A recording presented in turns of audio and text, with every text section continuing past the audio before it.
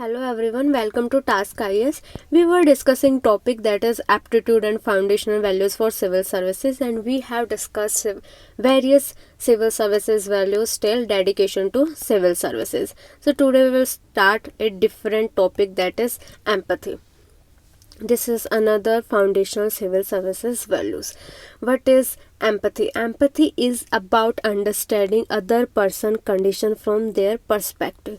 So here you will understand problem of different person from their perspectives. For example, if you are passing through a road and you have seen a old people lying on street, and now you will understand his problem from his perspective. For example, you will understand this is a cold night as well as his old age and his helplessness. So you will understand these problems from their perspective. So you have deep pain from others problem. Now there are stages of development of empathy. We have discussed empathy twice or thrice in our earlier lectures as well.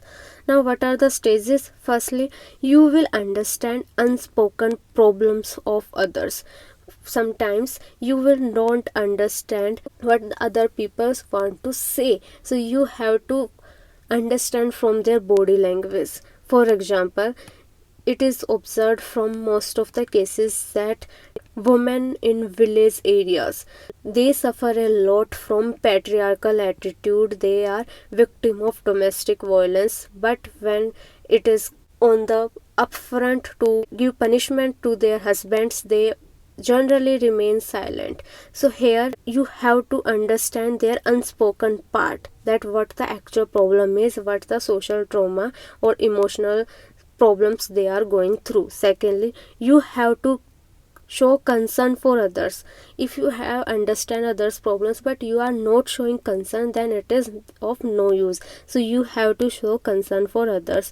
Then you should act as a role model, where you want to show other subordinates that you are working for others. Secondly, you have to be a role model to others, especially those vulnerable people, that you are raising voice for yourself, then other people also can raise their voice. So you can work as a role model in two ways. Secondly, you have to create a environment of respect. This is applicable for your family, your society, as well as your organizational culture. If you have created this environment of respect, then it is easier for you to work in this environment. We have understand empathy, we have understand stages of development of empathy. Now some examples. For example, Armstrong, he is a well-known famous IAS officer who has made 100 kilometer of road in northeast area without any fund from government, and this shows that he has empathy. He wants to work for those people who are suffering without any road, especially for medical facilities or food security issues. Now you can also think of Hima Das. She is a young sportswoman of our country, and she has donated a salary for flood relief in Assam. So these are some of the examples where this person has shown their empathy and their concern for others. Now you can take some examples from past as well. For example, Vivekananda and his guru has showed that main focus of religion and spirituality is to inculcate basic values, and these basic values are service to poor is service to God. So there is no use of different rituals and customs if you are not showing concern to poor people. Now empathy has some link with emotional intelligence also, because if you have concern for others problem, you are understanding others problems and you are showing concern for others problems, that means there is a strong linkage between you and that person. So it is a part of emotional intelligence, where you are understanding others problems, you are managing good relation with others.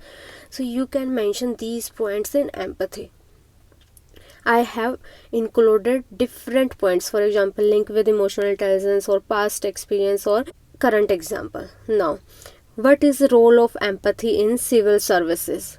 So you can use this point from different perspectives. Now, firstly, what is used from point of a civil servant? If civil servant has empathy, it will be easier for him or her to understand others' problems, thus it is good for his career or his professional behavior. He will be internally satisfied from his job. Now, what is the use of empathy for common man? It will help in fulfilling our target of welfare state, and there will be focus on vulnerable section, so they will get opportunity to come forward and raise their voice. Secondly, what is the use of empathy of civil servants in our country or a nation as a whole? If this is followed, then our aim of inclusive development will be fulfilled. So you can mention these points from a holistic answer. What is compassion? These terms are somewhat related. There are minute differences in these concepts. For example, compassion, it is a feeling of distress for suffering of others. You feel pain for others, and there is also a additional desire. Additional component is desire to alleviate those pain of others. Thus, it is a step further ahead of empathy. It is a even stronger feeling of pain for others, and here it includes extra component of action, because you want to take action to alleviate their problems. If you understand last example, that if that civil servant has seen a old people on road, then if he understand his problem, that is the empathy. But if he has taken some steps to alleviate those problems, then it is a compassion. For example, if he has taken action to administer that person to shelter homes, night shelter homes or old age shelter homes, then this is the example of compassion. Now, in compassion or empathy, you can write some examples which are common. For example, you hear Mother Teresa is epitome of kindness. She has done work for a lot of people, and especially for children. Other example can be Armstrong Pame, that we have studied in empathy, and also can be Baba Amte. You can also write Kailash Satyarthi. He is a Nobel Prize winner, and he has done work on child development. So apart from this, if you have to write a short note on compassion, you can write another subheading, that is what is the role in civil services. So these will have common points between empathy and compassion. Now another is tolerance. What we mean by tolerance? It is a willingness to accept behavior or attitude or a belief of others that we don't have. That means we are accepting others' behavior which we are not agree to. If we are agree, then there is no issue. But if we are not agree, although then also we are accepting his behavior, and then this shows that we have tolerant attitude. For example, if someone is vegetarian but he has no issue if there is a food served by mess or a hostel that is non-vegetarian in nature, if he has no issue that his friend is a non-vegetarian food eater. Now, tolerance, this concept is also found in our past experiences or past history, that is Sahyadavad. Sahyadavad is a concept that is given by Jainism, and in this concept there is a theory that truth is relative. That means there are different forms of truth. It shows that you can't argue with anyone that your point is wrong if it is morally and ethically is right. So it shows that you should accept others' thought, others' behavior, and this concept is especially applicable for a country like India, where is so much diversity on the basis of caste, religion, sex, etc. So this factor has importance in maintaining unity and diversity of our country. And Sarvadharma Sambhava, this concept that we write generally in our essays or ethics paper. So this concept also shows the same concept, that we should accept other religions, their ritual practices, then only Sarvodharma Sambhava doctrine will be followed. This doctrine shows that all religions are equal and there should be harmony and brotherhood between different people of different religions. Now, another is Constitutional Assembly debates. These are also another example of tolerant behavior, because they are different ideologies and different thinking process of different lawyers or different people has been discussed on the floor of the Constituent Assembly. Now, what is the role in civil services? Firstly, if you are tolerant, then this will help in you maintaining impartial nature. For example, riots between different groups, for example, if riots of Hindu Muslim, then you have tolerance, then you will take decision on the basis of objectivity, and this will help you to maintain a impartial behavior. Also, you can mention about work pressure. If you have tolerance, then you will listen what others are saying, and what others here include politicians, seniors or media people, and also common man, because now there are also cases of RTI, so common man also have right. So if you have tolerance, you will understand what is the problem of politician, what the media people are saying, and you will able to understand their points and handle different views, and this will easier for you to work in a hostile environment also.